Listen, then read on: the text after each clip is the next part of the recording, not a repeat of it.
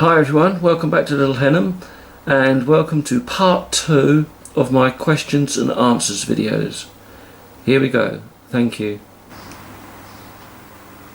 Okay, my next question is all about my control panel. This comes in from Gavin. Hi Gavin, thanks for tuning in and subscribing. And he's known on the channel as Mac R Web. So hiya Gavin, and he wants to know all about the control panel, how it works, construction, etc. So I shall try and explain this to you. Now, as you can see, the control panel is quite large. I can't lay claim to actually making this. First of all, the control panel was made for me by a guy called Neville Reed, and you can find him on the website or on the internet. He has his own website and it's called Scenic Model Railways. He is based in Tunbridge Wells in Kent. He's a professional model maker, and some of his layouts have actually been used by Hornby Railways to advertise their products on. He's a really good layout maker, so check out his website. I'll put his website address at the end of this video, but he's called Scenic Model Railways and he's the one that actually made the panel for me. The control panel itself is of box construction, and as you can see here we have used Gauge Master controllers inset into it. I've always used Gauge Master and I must admit I think they're one of the best. Laid across the top of the controller amongst the switches, Neville did indeed put the diagram of the layout on there. Now, the diagram has been colour coded. The black lines are the main lines, the main running lines. The red signifies depots and sidings, and the green line around the outer edge is the branch line. So you can see that all your running lines are easily identifiable.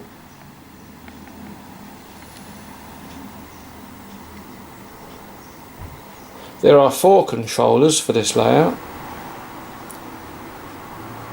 There is a controller that runs the branch line. There is a controller that runs the inner main line. We have one controller that controls the outer main line.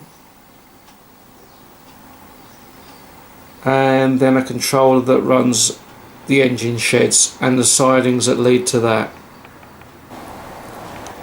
Built into the control panel itself, on the branch line, there is actually a shuttle that's been introduced, so you can set this shuttle so the branch line train will go up and down all of its own accord. You can also set how long that branch line train will sit in the station. You can have the train come in, sit in the station for 10 seconds and then go out again. Or if you want to, you can set it so it will sit there for 5 minutes and then go out again. It has both automatic and manual control on that. So if you don't want it shuttling up and down, you just switch it into manual and you can control then the branch line train using the branch line controller. Now with the engine sheds it is a similar thing. You can use the main controller for the engine sheds, which will work in combination with the main line, so that you can run an engine off of the main line into the sheds and shunt your locos. But also if you want to just literally run engines up and down within the confines of your depot, by using this switch you can segregate the shed area from the main layout, and then you're free then to just shunt your locos around your shed yard.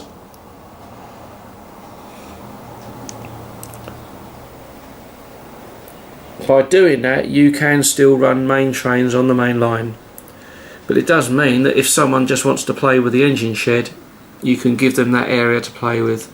and you then can still play with the main layout.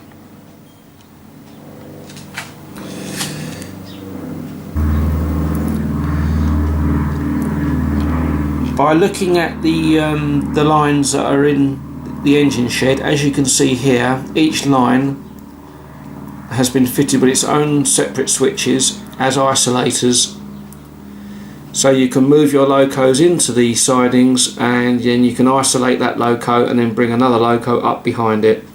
Now, as you all know, this layout is not a digital layout, so I haven't got the freedom to move my locos like you can on a DCC layout.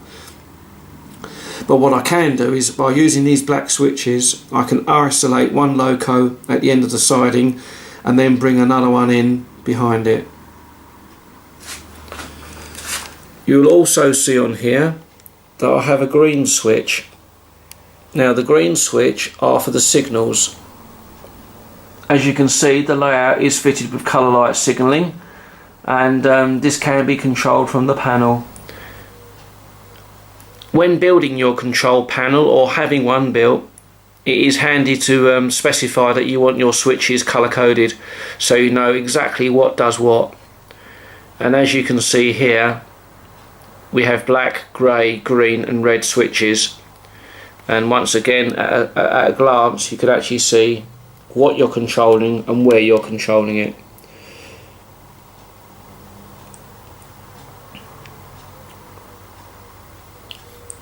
I've also had built into this panel an emergency stop switch, which is this black one here. As you can see, it's slightly separated from the rest of the switches.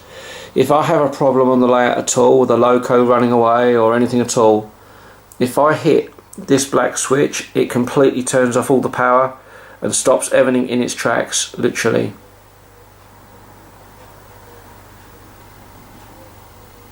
By flicking it back again, it will reset the layout.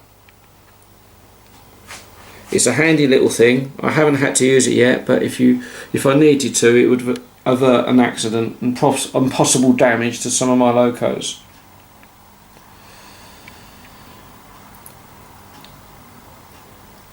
Once again here,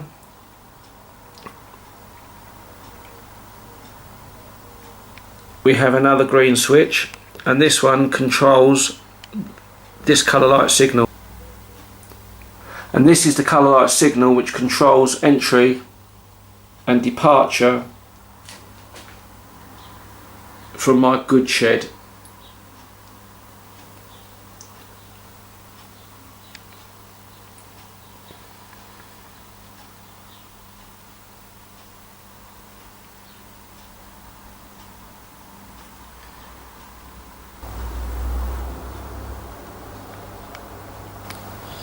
Now, the grey switches control all your points.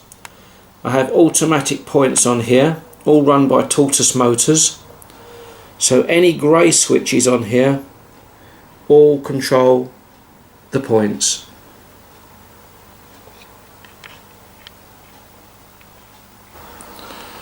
So with all the switches, it's just a simple process. You literally just pull the switch back,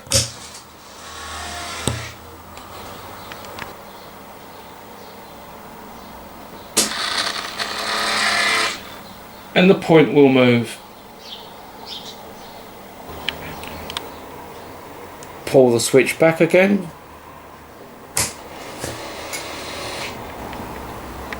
and the point will change. And there, as you can see there, it's a nice slow action from the tortoise motor. Moving beneath the control panel, as I say, it's a box construction, but if we take a look underneath, you will see the array of wiring which is under here and all the control switches.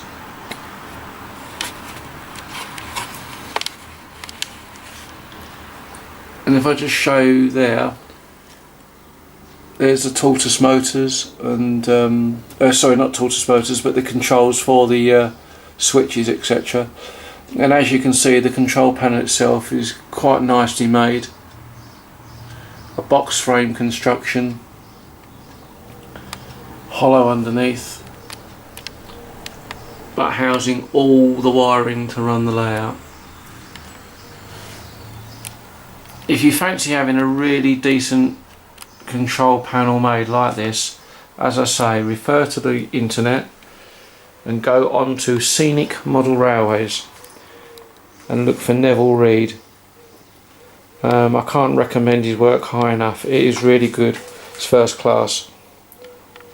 And Neville, in actual fact, did the wiring for this layout for me, and did indeed wire up all this track work for me. I like doing my scenery, but unfortunately I'm not much of an electrician, so therefore I've had to have it wired up for me,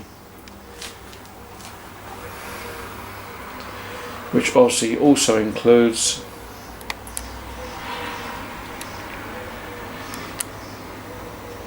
the colour light signalling.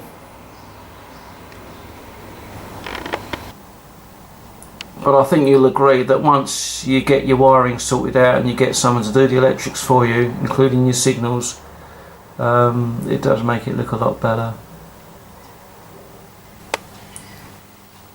So that is my control panel. As I say, it's basically box construction, 4-gauge master controllers. The layout plan has been laid on top, colour coded, and the switches have been colour coded.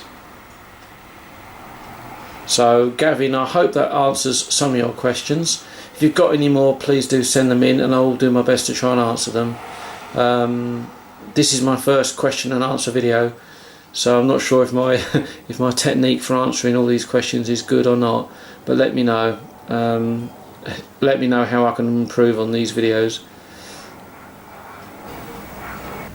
Okay, my next questions come from Luke Knights, Michael Bottomley and Graham Carter. Hi guys, thank you for tuning in, thank you for your questions. Now their questions are all to do with my new park scene. These questions I will indeed answer in the next video, which will show my new park scene.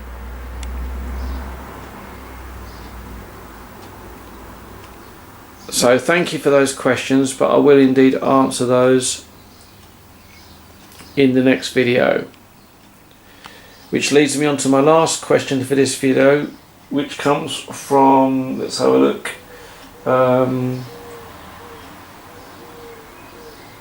Jacob Grieve. Hiya Jacob, thank you again for looking in and sending your question in.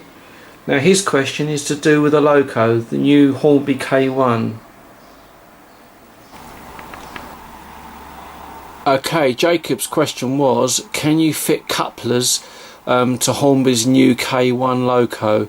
The answer to that is yes, you can. Okay, Jacob, yeah, inside the K1 you'll find a packet of extra pieces that you can fit to the loco, including couplers and steam pipes, brake rigging, etc. And as you can see inside the packet there is indeed couplers to put onto the front of the loco. On the rear of my K1 I've already added the coupler in there, so that I can pull the coaches and that. And if we turn to the front, as you can see, there is the space there to put the coupler in and to add the steam pipe or anything else that you want to take out of the bits and pieces packet.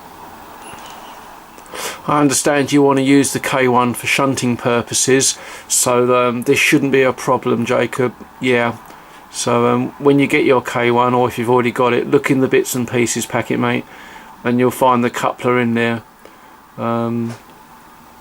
So thank you for your question, and I hope you continue to tune in. Thank you, Jacob. I hope this answers your question. Okay, well, that's the end of part 2 of questions and answers. I hope that I've been managed to answer some of your queries. As I say, if you have any more, please post them on the comment site, and I will indeed try to address your questions and give you the answers you need. Thank you for your interest in Little Henham. Thank you to all my subscribers, and I hope to see you all again soon. Thank you. And don't forget, the next video after this one will be the April update video. Thank you. Bye now.